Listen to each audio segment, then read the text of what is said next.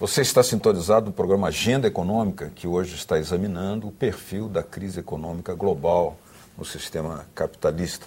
A nossa convidada é a economista Maria de Lourdes Mollo, professora da Faculdade de Economia da Universidade de Brasília, especialista em economia política. Participa do programa o jornalista Paulo Acris. Professora, de algum modo a senhora já falou, mas é sempre bom aprofundar um pouco mais na questão da regulamentação. Por quê? Apesar de tudo que já foi divulgado, da responsabilidade, da flexibilização, da desregulamentação, propiciando a situação para que essa crise ocorresse, até hoje não se tirou conclusões no sentido de que se fizesse uma revisão dessas políticas financeiras, econômicas e do papel do Estado, para que houvesse novamente algum tipo de regulamentação prudente da economia e da atividade financeira em particular. Até filmes como Capital, né, que está em exibição aí, relatam exatamente como que as crises econômicas são aproveitadas para, por exemplo, demissões em massas, concentração maior ainda, oligopolização e destruição dos concorrentes. Como é que a senhora comentaria? Por que isso não tem acontecido? Veja só, de fato, eu acho que há toda uma situação que pediria maior regulamentação e, como você disse, maior regulamentação prudencial. Há um economista famoso, sobre o qual nós há pouco estávamos falando, que é Minsky, e que dizia o seguinte: a economia capitalista, ela tende inerentemente a ser instável. Por que isso? A ideia dele é, quando tudo vai bem na economia, as pessoas se endividam, os bancos emprestam e a prudência do endividamento vai ficando cada vez menor. E geralmente você tem na economia 3 tipos de empresas. Você tem empresas hedge, que são empresas que operam, tomam empréstimo, mas os empréstimos que elas tomam vão ser pagos com as receitas operacionais quando venderem os produtos das empresas. Existem empresas especulativas, naturalmente especulativas, como é o caso dos bancos, por exemplo, que eles emprestam. O que o banco faz? Ele empresta a médio prazo na base dos depósitos, que é um empréstimo que ele toma a curto prazo. Então, ele é especulativo. Existem empresas que produzem endividadas e que precisam rolar as dívidas, porque os investimentos têm longa maturação. Quando tudo vai bem, ela rola bem, não tem problema. Tá bom? Ela troca a dívida de 6 meses que está vencendo por uma de 2 anos, porque o investimento vai ficar pronto em 2 anos. É normal que hajam empresas em situação especulativa. É esse o sentido do especulativo. E existem empresas Ponzi, que são empresas... Ponzi era o nome de uma figura americana que acabou sendo preso, que passou uma corrente dessas de dinheiro, uma coisa desse tipo. Enfim, um escroque americano que criou problemas. Então, por isso o nome Ponzi, que sempre se endivida e não consegue pagar, enfim. Diz Minsky o seguinte: de forma inerente à economia, quando as coisas vão bem nela, as pessoas vão perdendo o grau de prudência e vai aumentando o número de unidades especulativas e Ponzi. Quanto mais esse número de especulativas e Ponzi aumenta, mais frágil é a economia. E por que ela é frágil? Porque basta uma mudança pequenininha na taxa de juros e isso arrebenta a economia como um todo. Por exemplo, suponhamos que o país está crescendo, aí todo mundo está se endividando, o banco está emprestando, o grau de prudência está diminuindo, existem muitas unidades especulativas, aí o banco fica com medo, diz assim, emprestei demais e aumenta a taxa de juros. Quando ele aumenta a taxa de juros, ele transforma uma unidade hedge em unidade especulativa, porque aquilo que seria pago com as receitas operacionais já não vai ser pago, ele vai ter que pegar um empréstimo a taxas de juros mais elevadas, o que é um problema. As especulativas não conseguem rolar e as Ponzi nem se fala. Então, o que eles vão fazer? Vender ativos para poder pagar as dívidas. Quando todo mundo vende, o preço dos ativos cai, e quando o preço dos ativos cai, derruba todas essas outras, porque mais gente que se transforma em especulativo e Ponzi, já que não conseguiu as receitas para pagar as dívidas. Essa visão do Minsky é exatamente um encadeamento da crise financeira. E ele de fato, faz uma análise muito interessante sobre esse encadeamento e a solução para ele é regulação prudencial. Você tem que chegar no sistema bancário e dizer assim, ó, não pode fazer algumas tantas coisas e pode fazer outras. Só que isso é o oposto do neoliberalismo. Significa você entrar na contabilidade do banco e controlar a contabilidade bancária. Por outro lado, quando você produz um estado de bem-estar, você está discricionariamente dando recursos para aqueles que não têm condições de manter aquilo que é considerado mínimo de consumo, seja em matéria de saúde, seja em matéria de alimentação, seja... Isso significa para os neoliberais uma coisa ruim, uma coisa que é uma intervenção, segundo eles, ruim do Estado. Porque é dar de graça, do Estado. Porque é dar de graça, porque o Estado é ineficiente, porque isso leva à corrupção. Os argumentos são variados.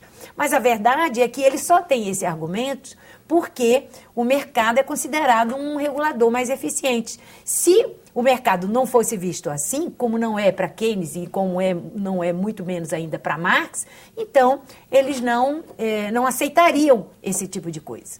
Professora, aqui no Brasil a crise foi eficazmente mantida à distância, de início, pelo menos, com as medidas anticíclicas. O estímulo ao consumo, exatamente num certo sentido, o oposto do que aconteceu nos Estados Unidos. Exatamente. Porque aqui as pessoas ainda anseiam por ter seu automóvel, trocar sua geladeira, linha branca. Então foi concedida uma série de isenções de impostos. O IPI, por exemplo, chegou até a prejudicar, de certa forma, a arrecadação dos municípios, que depende da arrecadação do IPI.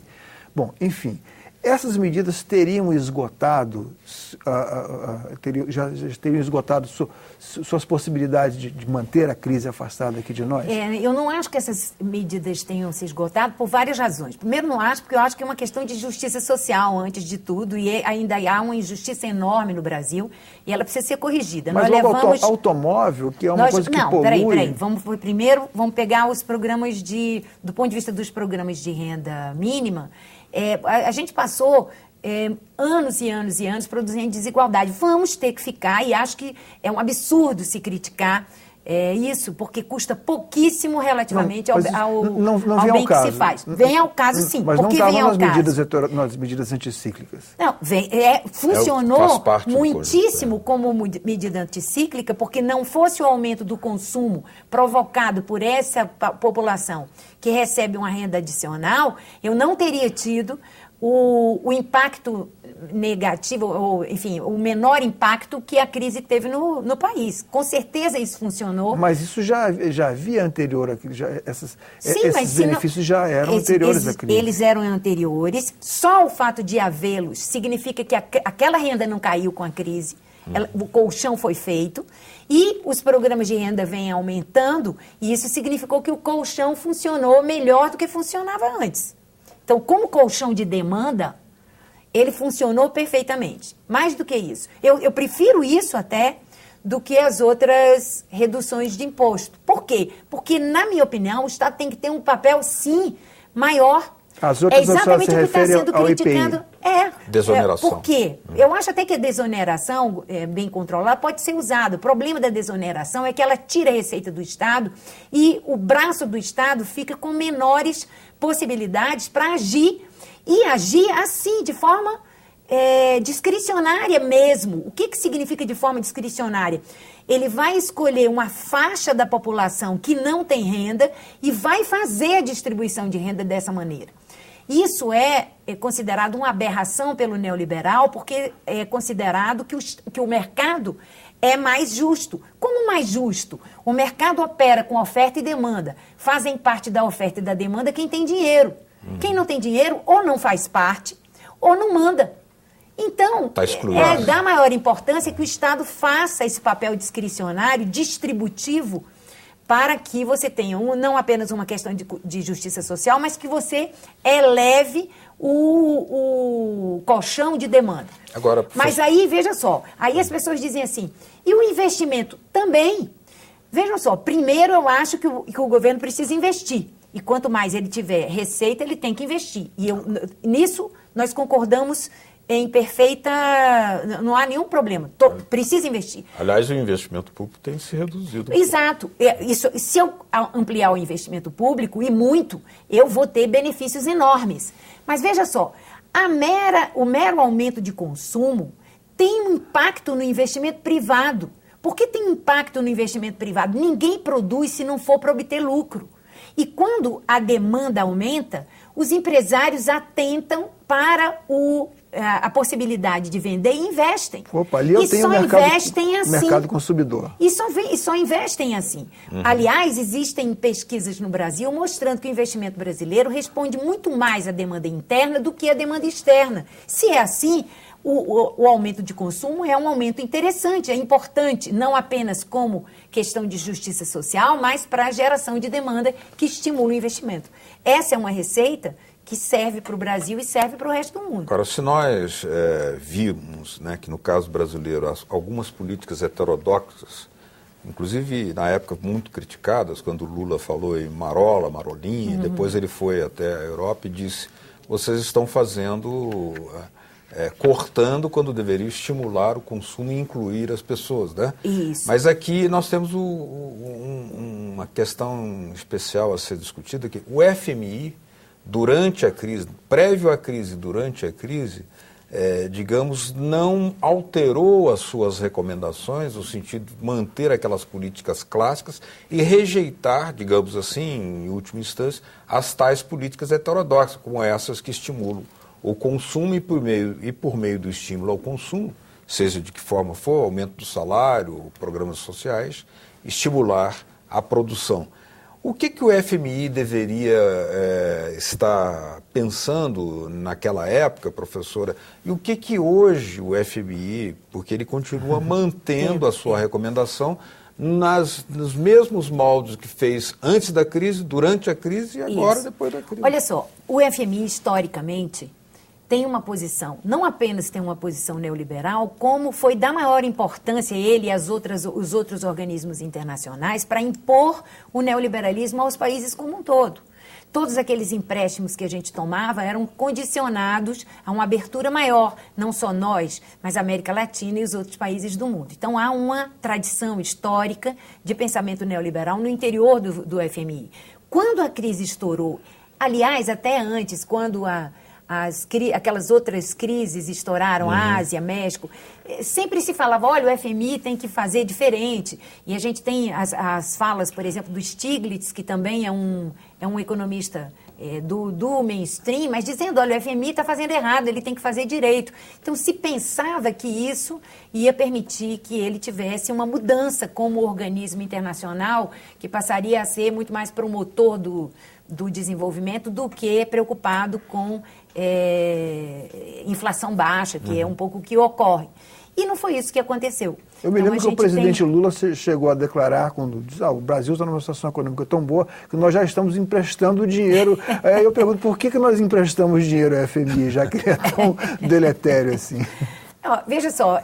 São as contribuições que os países fazem. A posição dele é ruim, é uma posição ruim na minha opinião e na opinião dos heterodoxos, mas não é também naqueles que defendem o mercado, porque o que o FMI defende é exatamente que o mercado dê as regras.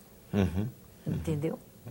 Mas aqui nós temos um outro lado, professora, que é na questão da intervenção, né? Isso. O que nós vimos na Grécia agora, mas também em Portugal, também na Espanha, né? Veja, houve uma intervenção dos bancos centrais, portanto, intervenção do Estado. Isso. Ela se faz presente quando há necessidade de salvar os grandes bancos. Isso. Mas ela não se fez presente quando havia necessidade de estimular, digamos, aquilo que foi até uma recomendação que o Lula teria feito lá na Europa, estimular a expansão do crédito e do consumo. Quer dizer, então, num determinado momento, o Estado é até, digamos, reconhecido como deve intervir.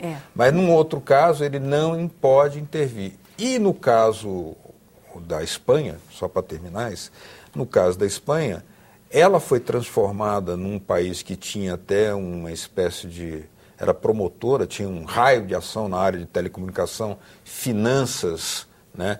e outros, petróleo também importante em escala internacional, a ser hoje um país com um colapso social. Existe uma coisa teórica que eu vou explicar bem rápido, assim, passando depressa, que é o seguinte: quando os economistas são neoliberais, ou seja, quando acreditam que o mercado é o melhor regulador, a posição deles não é porque eles são bonzinhos ou mauzinhos, não tem isso. É porque, para eles, o Estado não tem condições de forma duradoura, estimular o crescimento. Quando ele tenta fazer isso, ele age de uma forma que aumenta a inflação. Essa é a percepção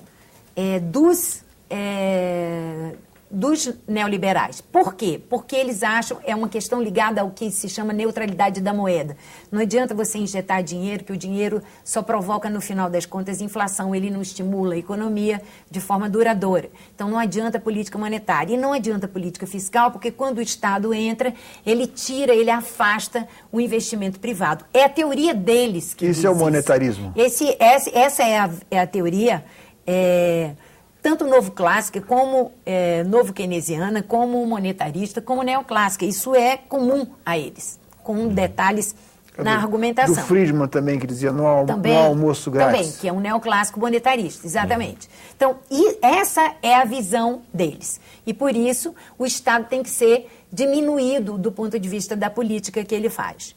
Então, o que ocorre do outro lado? Quem não aceita essa visão, ao contrário, acha que o Estado, sim, pode, via injeção monetária, estimular a economia até certo ponto. E mais do que isso, ele pode também fazer política fiscal e, com isso, ele ser bem-sucedido. Ao invés de haver uma desistência da iniciativa privada de investir quando o Estado investe, essas outras teorias mostram, e até mostram com estudos, que quando o Estado investe, ele abre oportunidades de investimento para a iniciativa privada e ela vem junto. Então, são teorias distintas, tá certo? São essas teorias distintas que, na verdade, estão em jogo nesse momento. Toda vez que você vê uma discussão agora, se você pegar o Banco Central Europeu, ele é extremamente do lado neoliberal. Então, ele não faz essa política aumentando demanda e fazendo o crescimento fluir. Ele simplesmente controla a moeda. Muito bem. Estamos chegando ao final do nosso programa Agenda Econômica por hoje. Nós queríamos inicialmente agradecer aí a vocês de casa que nos acompanharam e que, com suas dicas, sugestões ou críticas, por que não, ajudam muito na montagem aqui da nossa pauta para os próximos programas. Elas podem ser enviadas, as suas opiniões, para esse endereço que está aí na sua telinha agora, pelo qual também você pode baixar, fazer o download, copiar o programa Agenda Econômica e também outros programas da TV Senado. O endereço é o www.senado.leg.br/TV. Muito obrigado pela sua audiência. Gostaríamos de agradecer muito a presença aqui conosco da economista Maria de Lourdes Molo. Eu que agradeço. Muito obrigado, professora. Ela é professora da Faculdade de Economia da Universidade de Brasília, especialista em economia política, a quem agradecemos muito. E também agradecer meu colega, o jornalista Paulo Acrisio. Muito obrigado a vocês pela audiência. Até o nosso próximo programa Agenda Econômica. Tchau.